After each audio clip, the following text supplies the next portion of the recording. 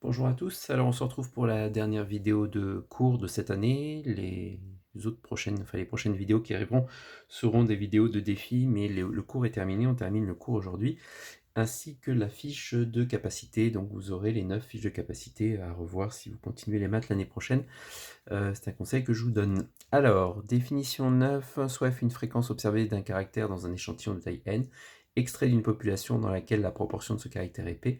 Eh bien, si n est plus grand que 30, si nf est plus grand que 5 et n facteur de 1 moins f est plus grand ou égal à 5, alors notre intervalle de confiance, f moins 1 sur racine de n et f plus 1 sur racine de n, c'est un intervalle de confiance de la proportion P au niveau de confiance 95%. Il n'y a absolument rien de nouveau par rapport à la seconde, hein. J'ai fait exactement le même cours en seconde cette semaine. Donc la taille de l'échantillon est 2 sur racine de n, il suffit pour avoir la taille d'un intervalle de faire le plus grande de borne moins la plus petite. Donc quand vous faites le nombre du haut moins celui du bas, vous voyez que les f disparaissent et il reste bien 1 sur racine de n moins 1 sur racine de n, ce qui fait plus 1 sur racine de n, donc 2 en tout.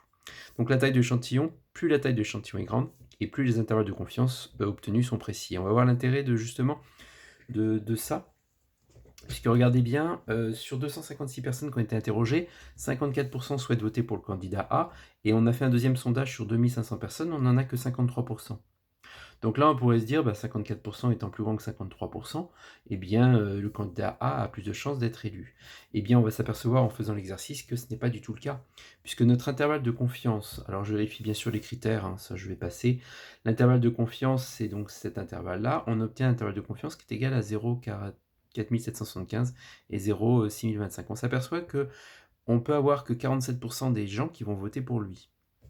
Alors que dans l'autre cas, on obtient 0,51, 0,55. Donc la barre des 0,5 est en dessous, n'est pas dans l'intervalle. Ce qui signifie que cette personne a beaucoup plus de chances d'être élue, en fait. Bon, ça vient tout simplement du fait que vaut mieux avoir 53% des gens sur 2500 qui votent pour vous que 54% sur seulement 256. Donc plus la taille de l'échantillon est grande, et plus notre intervalle de confiance est précis, et vous voyez qu'on s'éloigne pas très loin du 0,53, puisqu'on oscille entre 0,51 et 0,55, alors que quand on n'interroge que 256 personnes, on va osciller entre 0,47, disons que 0,48 si on arrondit, mais je vous rappelle qu'on prend des valeurs approchées par défaut, donc c'est 0,47 et 0,61, donc on voit bien que ça oscille beaucoup plus que quand on a 2500 personnes. Voilà, ce qui termine le cours. Donc dans la foulée, je vais faire la fiche de capacité. Alors, donc dans la fiche de capacité que je vous ai envoyée, vous aviez f qui est continu, qui est positif sur l'intervalle 0,1. Pour vérifier que c'est une fonction de densité, il suffit de calculer l'intégrale entre 0 et 1. On s'aperçoit que ça fait bien 1, donc c'est bien une fonction de densité. L'espérance, c'est l'intégrale de 0,1 de xf de x dx, hein, donc ce qui fait 3x au cube, hein, parce qu'il suffit de rajouter un x. Donc 3x au cube dx qui fait 3 quarts de x puissance 4, ça c'est une primitive, on voit bien qu'en dérivant les 4 disparaissent, on obtient bien 3x au cube. Donc la valeur moyenne, ou l'espérance de cette variable aléatoire est 3 quarts. Alors, on va passer à la loi uniforme. Alors, vous avez lu l'énoncé normalement, alors il y avait une petite erreur, hein, j'avais parlé de Alain alors qu'il n'y avait pas de Alain dans l'exercice, parce que j'avais changé le prénom, donc en fait c'est Pierre. Notre fonction de densité, c'est une fonction constante. Vous voyez bien qu'il n'y a pas de x dans la réponse. Donc c'est 4 tiers. Pourquoi 4 tiers? Puisque c'est 7h45, donc 7,75 en décimale, moins 7, ce qui fait 1 sur 0,75, et ça c'est 3 quarts et 1 sur 3 quarts, ça fait 4 tiers. Quelle est la probabilité que Pierre sonne chez Karine à 7h30? Donc ça, je vous en ai déjà parlé, ce n'est pas possible, enfin la probabilité est nulle, il ne sera pas 7h30 pile, il sera 7h30 et 0 seconde et 0 dixième et 0 centième et 0 millième et autant de zéros que vous voulez, mais il y aura bien un petit 1 quelque part derrière. En tout cas, on a une chance sur une infinité de possibilités entre 7h et 7h45, donc on considère que la probabilité est nulle. Probabilité que Pierre arrive avant 7h10, donc ça veut dire entre 7h et 7h10 en fait. Et bien donc 7h, donc 7h10 c'est 7h plus 10 soixantième d'heure, donc 1 sixième, et 7 plus 1 sixième ça fait 43 sixième, d'où le 43 sixième qui apparaît ici. On fait le calcul de l'intégrale, on obtient 2 neuvièmes, après on retrouve bien sûr de manière cohérente, puisqu'il y a 2 créneaux de 5 minutes, sur les 9 créneaux de 5 minutes qu'il y a entre 7h et 7h45, donc le 2 neuvième est évident. De la même manière, entre 7h20 et 7h22, on a 2 minutes sur les 45 minutes, donc vous voyez bien qu'en faisant le calcul, on obtient 2 45e. L'espérance, si vous connaissez votre cours, c'est la demi-somme des bornes de l'intervalle, donc 7,375, c'est-à-dire qu'en moyenne, Pierre sonnera à 7h22 et 30 secondes, c'est une moyenne. D'ailleurs, il sonnera jamais à cette heure-là, vous le savez très bien, parce que la probabilité est nulle. Du coup, on obtient une valeur moyenne qui est de 7h22 et 30 secondes. Si on faisait par exemple, on prendrait si Pierre va chez Karine 10 fois, on prend les 10 créneaux et on s'apercevra que si on fait la moyenne, on obtient 7h22 et 30 secondes. Alors attention, hein, c'est une espérance, hein, il y a peu de chances que ça donne exactement ça. La feuille suivante, c'était la loi exponentielle, donc la probabilité que D soit plus grand que 5000, on passe par l'événement contraire, puisqu'on ne va pas faire l'intégrale de 5000 à plus l'infini. Donc on passe par l'événement contraire, on obtient ceci, donc si on l'a fait plusieurs fois, on obtient 0,61. Si jamais vous voyez une erreur de calcul, n'hésitez pas à m'envoyer un petit mail. Probabilité que D soit plus grand que 7000, sachant que D est plus grand que 2000, on sait que le jeu a fonctionné déjà 2000 heures, quelle est la probabilité qu'il fonctionne plus de 7000 heures, et bien d'après la propriété de durée de vie sans vieillissement, et bien on a la même probabilité que D soit plus grand que 5000, comme ça a été calculé avant, c'est pas peine de refaire le calcul. En dessous, on nous demande un paramètre, donc là on sait que P de T est plus petit que 5, P de T plus petit que 5 est égal à 0,1. Quelle est la probabilité donc que vaut lambda? Eh bien il suffit de faire le calcul avec lambda, s'apercevoir que P de T plus petit que 5 c'est 1 moins exponentielle de moins 5 lambda. On résout alors l'équation 1 moins exponentielle de moins 5 lambda égale 0,1. Vous transposez le 0,1 et l'exponentielle, vous prenez le logarithme, on obtient alors un lambda qui vaut 0,021. Et j'ai rajouté une petite question parce que je me suis rendu compte qu'on ne vous posait pas à aucun moment je vous demandais la valeur moyenne. Donc la durée de vie moyenne de ce jeu, eh bien, quand vous faites le calcul, c'est 1 sur lambda, donc ça veut dire que quand vous faites 1 sur 0,021, ça fait 47 ans, ce qui paraît cohérent parce qu'on n'a que 10% de chance que le jeu dure moins de 5 ans déjà. Donc voilà, 47 ans, c'est la durée moyenne de ce jeu.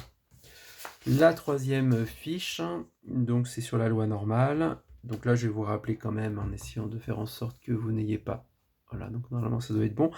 Pour calculer la probabilité qu'on soit compris entre moins 0,5 et 0,5, il suffit d'aller dans Statistiques, d'aller dans Distribution, F5, d'aller dans loi normale, d'aller dans NCD, et de lui dire de moins 0,5 à plus 0,5, 1 et 0, ce sont... voilà. Donc on obtient 0,383, c'est la probabilité, donc c'est bien sûr environ, hein, que vous aurez vous-même corrigé. On a 38,3% de chance que notre nombre soit compris entre moins 0,5 et 0,5. Sans calculatrice, comment déterminer la probabilité que x soit plus grand que 0,5? Eh bien, il suffit de faire un petit schéma. Comme c'est la loi normale, il suffit de faire une gaussienne, centrée, donc on a ici l'origine de notre repère. Moins 0,5 plus 0,5, ça fait la probabilité de 0,383, et on me demande, moi, la probabilité qui se situe ici. Donc pour calculer ça, comme il y a une parité pour cette courbe, il suffit et on sait que l'air sous la courbe est égal à 1, il suffit de faire 1 moins 0,383 et de diviser le résultat par 2, ce qui fait 0,309.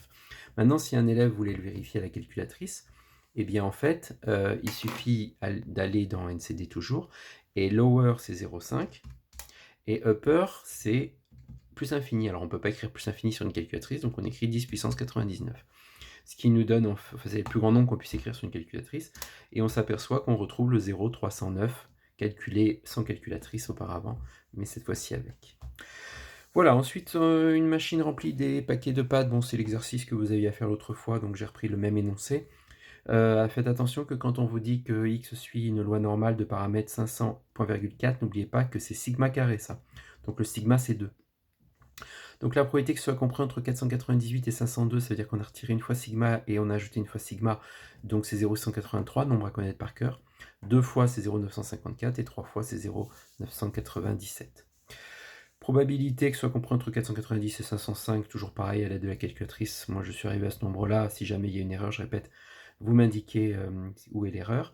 Un grand magasin affirme qu'un de ses clients a acheté un paquet de moins de 480 grammes, donc c'est exactement l'exercice qu'on a fait l'autre jour. On arrive à une probabilité nulle, donc quasiment nulle, parce que c'est 0,000 avec je crois 15 ou 17 chiffres après, enfin, après la virgule, avant d'obtenir un 0. Enfin on a 0,000, etc. Donc en fait, le problème ne peut pas provenir de la machine. La probabilité est nulle en fait. Voilà.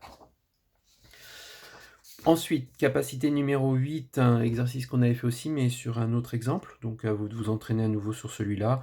On a 92 des bébés qui pèsent moins de 2,4 kg, 75 des bébés qui pèsent plus que 3,9 kg, probabilité qu'ils pèsent entre 2 et 3.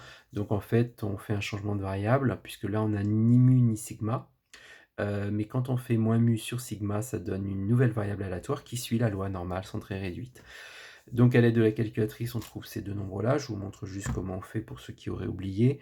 On va sur distribution, on va sur loi normale, on va sur inverse norme, et comme c'est la probabilité que x soit supérieur à 2,4, donc en fait c'est l'air qui se trouve à droite, donc ça veut dire que là on écrit right, l'air vaut 0,92, et comme c'est la loi normale centrée réduite, alors j'ai pas mis le 0,92, on obtient moins 1,405. Donc ça, c'est la valeur de 2,4 moins mu sur sigma. De la même manière pour le suivant, il suffit d'aller dans le left, puisque c'est x plus petit que. Donc si on faisait une courbe, ce serait la partie qui se trouve à gauche, en fait. L'air est égal à 0,75. Left, 0,75. Et on obtient 0,174. Ce qui nous permet ensuite de faire un système de deux équations et deux inconnues. On obtient alors 0,722 qui est l'écart type, et on obtient un mu qui est égal à 3,4. Comme ce sont des kilos, donc ça veut dire que la masse moyenne d'un bébé qui naît est de 3,4 kg, avec un écart type de 722 grammes. Ce qui veut dire que quand on retire 722 et qu'on rajoute 722, on a 95% des bébés qui sont dans cet intervalle. Si on retire 2 fois 0,722 et qu'on rajoute 2 fois 0,722, on passe à 95,4%. Et 99,7% si je retire 3 fois sigma. Ensuite, déterminer U de alpha dans l'intervalle de fluctuation asymptotique au seuil de 97%. Donc je vous rappelle que les deux valeurs que vous devez connaître d'après le cours, c'est le 2,56 pour 99% et le 1,96 pour 95%. Et bien si un jour on vous demande 97% ou 98%, etc., comment on trouve le fameux alpha, enfin U alpha? Eh bien il suffit d'aller dans la calculatrice, toujours dans la loi normale. C'est la loi normale centrée réduite. C'est l'air central, qui doit être de 97, donc 0,97. Et on obtient automatiquement moins de 17 et plus de 17. Les deux valeurs de U alpha sont données automatiquement. J'espère que vous les voyez bien. Si vous n'avez pas bien vu, j'avais mis central 0,97, 1 et 0. Donc on obtient moins de 17. Si jamais je voulais un intervalle à 0,98, hop, ce serait maintenant moins 2,32, enfin moins 2,33 et plus 2,33, etc., etc. Donc les deux qui sont à connaître par cœur sont juste les deux que vous avez dans votre cours.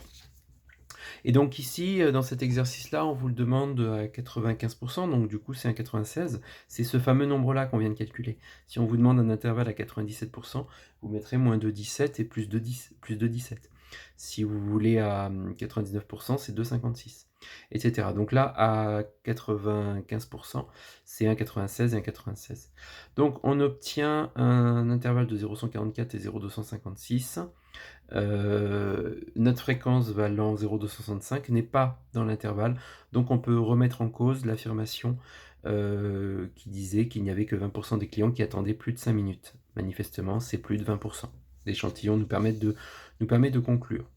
Un intervalle de confiance, c'est ce qu'on a vu aujourd'hui, donc je vais aller assez vite, hein. Le n vaut 100, donc je vérifie les critères, j'arrive à 0,57, 0,77, donc ça veut dire que si sur notre échantillon de taille 100, on a 67% des gens qui ont un ordinateur, on peut penser que sur la population française, il y a entre 57 et 77% des gens qui ont un ordinateur avec un niveau de confiance de 0,95 bien sûr. Et enfin, la taille de l'échantillon, comment on fait pour la trouver? Donc on a vu que la taille tout à l'heure, c'était 2 sur racine de n. Puisque 2 sur racine de n, c'est la longueur de l'intervalle, c'est 0,08, je fais un produit en croix, j'obtiens alors racine de n égale 25. Ce qui veut dire, quand je mets au carré, que n est égal à 625. Voilà, ce qui termine la partie de cours. On a fait toutes les fiches de compétences, donc je vous retrouve la semaine prochaine avec quelques petits défis de temps en temps. Voilà, bon week-end à tous et à bientôt, au revoir.